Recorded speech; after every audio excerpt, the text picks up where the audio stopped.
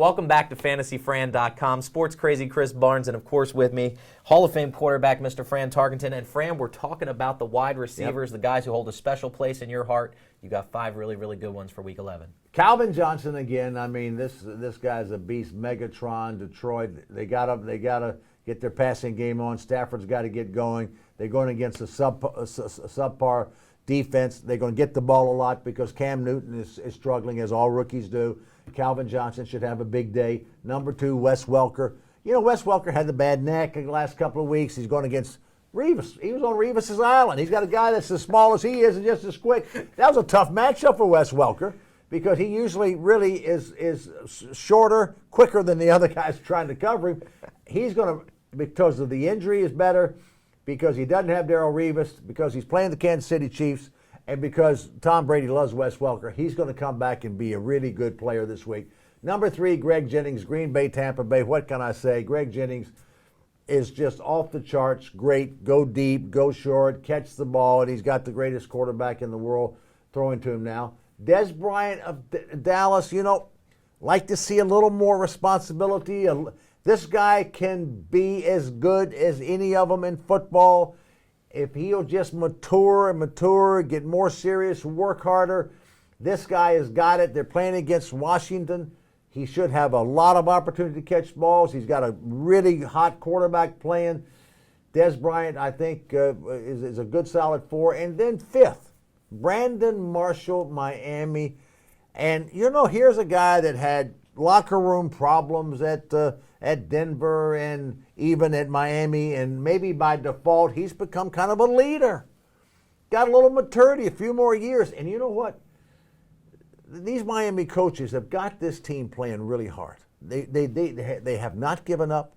They had some tough losses early. They lost their quarterback. They've won 2 straight games. They're playing Buffalo, who is struggling, really struggling. And they don't have a good defense. Brandon Marshall, I think, is the 5th, has a good chance this week to have a very productive day, and that's why I've got him in my top 5. Yeah, I mean, to be in the top 5 after having your wife stab you, that's pretty impressive. I got to ask you a couple other things. Yes. Roddy White, you know, everybody thought Roddy White was going to have a great year. Yep. Julio Jones was going to draw some of the coverage off of him. Roddy White's barely on pace to have a 1,000-yard receiving year. What's going on? I don't know. He's 30 years old. It's okay, you know. It's not like running backs at 30. Receivers can still play beyond 30 and be good. We've seen that a lot. Roddy White historically has had problem, you know, with drops. Yeah. But I think it comes back to Matty Ryan.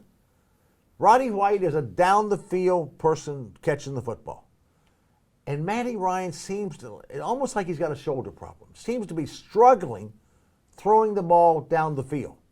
So I think it's as much as a problem of Matty Ryan as it's a problem of Roddy White.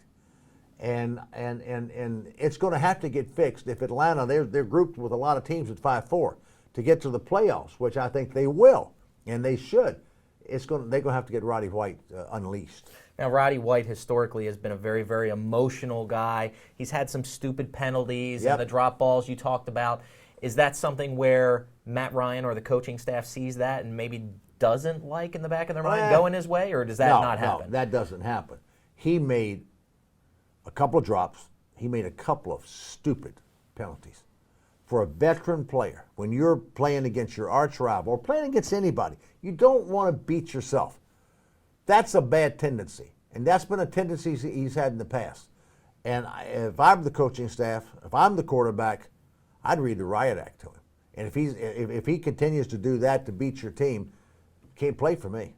Gotcha. All right. You've got to not do those things. Okay. Just simple as that. Now, a couple of receivers that you liked last week that had a big week: Laurent Robinson in Dallas and Denarius Moore in Oakland. Can they have a repeat performance this week? Laurent Robinson, I just like big body, fast, big hand.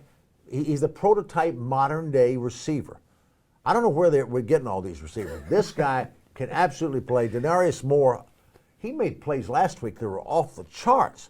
Jacoby Ford, who I love, he went down early last week, and they had to go to Denarius, and he was great. And Palmer's got that big, powerful arm, and he can throw it down the field. He can throw it with something on it on the sideline.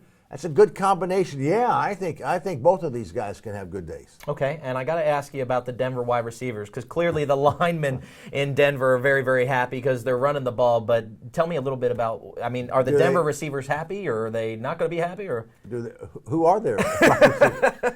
I would think what they should do is just, cut all the wide receivers and put, offensive tackles, offensive guards, tight ends, and split them out because they're going to run the ball all the time. What did they throw the ball? 8 times last week? 8 times. 8 times. So they've just they're playing college football. They're going to go to some option offense with Tim Tebow and acknowledge that he can't throw. So we're going to go to a college-type game. They've won a couple of games. Have you ever seen a team win a game throwing the ball 8 times and completing 2 passes? No. And here's what's going on. I think they're doing this to prove to the world and to themselves and to everybody else that Tim Tebow is not a professional quarterback. I'm not sure this is the best strategy.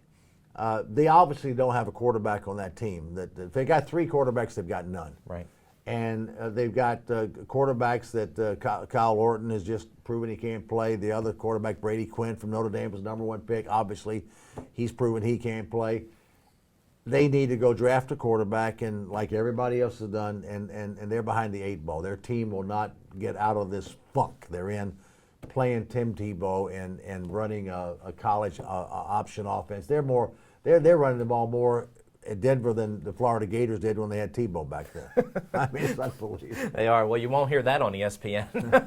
But we appreciate you joining us right here at FantasyFran.com. Of course, make sure to join us back next Thursday when we post all of our picks, projections, and videos for Week 12. And remember, folks, we got the Thursday game today, so make sure you go ahead and get your roster set early to make sure that you have the best chance of winning your fantasy league this Week 11. Thanks for joining us at FantasyFran.com.